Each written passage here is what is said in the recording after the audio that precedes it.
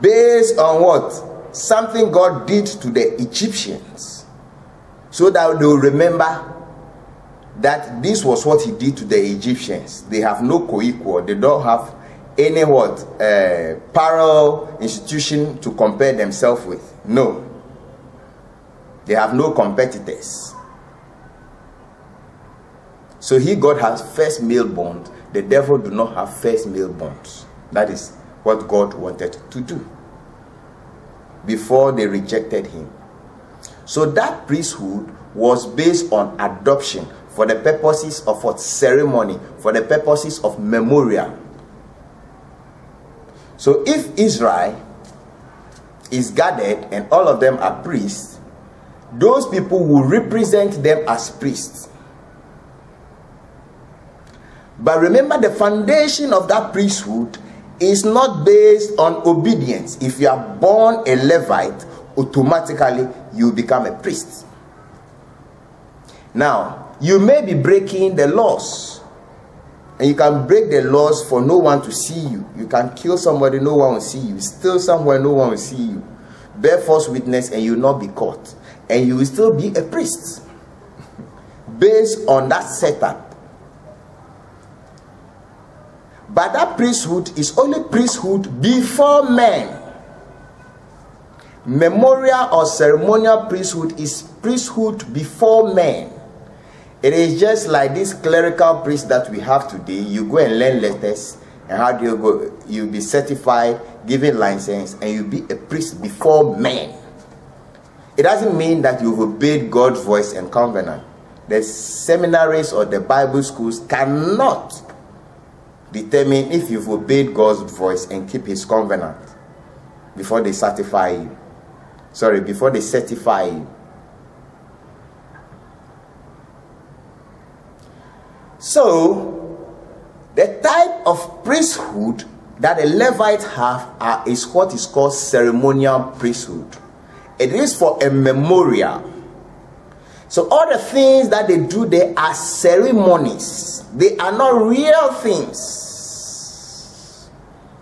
Let us look at the real priesthood. Moses, I'll throw this question to you. Did he obey God's voice and keep his covenant? Yes. So Moses was a priest. The only thing is that he was not a ceremonial priest. He does not partake in ceremonial activities. He was not a priest before men. So he could not represent priests. So he acted more as a prince or as a king in Israel. The word they used for him was prince, when God himself was king. Joshua and Caleb, did they obey God's voice? Yes. They obeyed God's voice and kept his covenant. So they were the only two people that God passed that they will enter into the land of Canaan. Were they ceremonial priests? No. So you see, you can be a priest before God, but not before men. Jeremiah, was he a priest? Yes. How do I know? Because he obeyed God's voice and kept his covenant. Was Daniel a priest? Yes. How do I know? Because he obeyed God's voice and kept his covenant. Was David a priest? Yes. How do I know? Because he obeyed God's voice and kept his covenant. Yet all these people that I've mentioned never serve in what? The Levitical priesthood. They never perform any ceremony. So we have them: Hosea, Amos, Malachi, Ezekiel, Jeremiah, Isaiah. Just mention them. Many of the prophets in the Old Testament. Now, beloved, listen carefully. The type of priesthood that we have today in the temple had its foundation from the Levitical priesthood, except that we've ignored some things and brought in some things. We've ignored some things and brought in some things. And one thing that I thought should be very, very important for us not to ignore is the covenant ark. Well, I can understand why they will not have the covenant ark, because whatever they will have there will be a duplicate. Now, if you want to know what the content in the covenant ark would define the covenant that you have with God, you have an ark, and that ark is called covenant ark. So what is the content in it? That content is what is going to tell you the covenant that you have with God. In that covenant ark were the 10 commandments. And when you study the 10 commandments, they are just preamble of what? Ceremonial laws and what? Moral laws. And these ceremonial laws are worship laws. So preamble of worship laws and moral laws. Then the next thing in that covenant ark is what? Aaron's rod of priesthood. You know the history behind that priesthood. Korah and Dathan said what? They too, they are priests. They are holy, so they too, they can serve God. So Moses is just deceiving them. He has taken what? All the duties upon himself and Aaron, that they are the priests. He is a prince and this one is a priest. So they too, they are priests. So they too do burn incense and serve the Lord. Are you getting my point? So the Lord then told them that what? Everyone should bring a rod. The ones who rod, they should write their names on the rod and bring the rod for keep. The rod that buds and bear fruit the next day is what?